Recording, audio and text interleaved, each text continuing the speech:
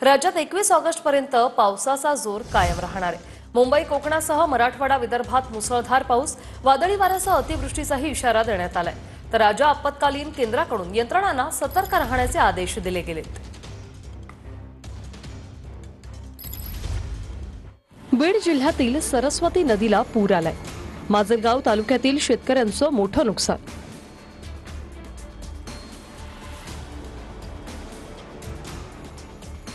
सततच्या पावसामुळे हिंगोलीत कयाधू नदीला पूर आलाय। नदी दुथडी भरून वाहत असल्याने नागरिकांना सतर्कतेचा इशारा देण्यात आलाय। सोलापूर जिल्ह्यातील सीना नदी पात्रात 30,000 क्युसेकने पाण्याचा विसर्ग वाढवण्यात आलाय। त्यामुळे अनेक बंधारे पूल पाण्याखाली गेले।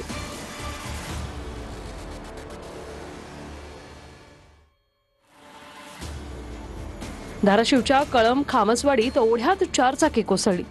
कारमधील एक लहान बाळासह 4 जण सुखरूप बचावलेत।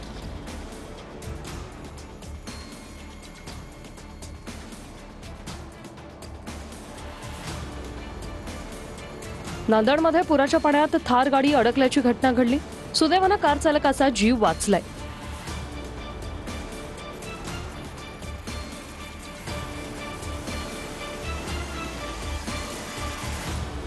अकोल्याच्या मूर्तिजापूर तालुक्यात ढगफुटी सदृश पाऊस झाला। परिसरातील शेतामध्ये पाणी साचल्याने पिकांचं मोठ्या प्रमाणात नुकसान झाले।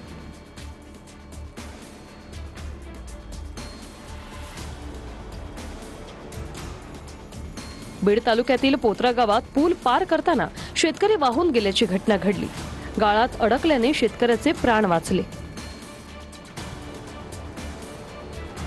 जालन्याच्या बदनापूर तालुक्यातील पांगरी, केळीगव्हाण आणि भराडखेडा या परिसरात ढगफुटी सदृश पाऊस झाला।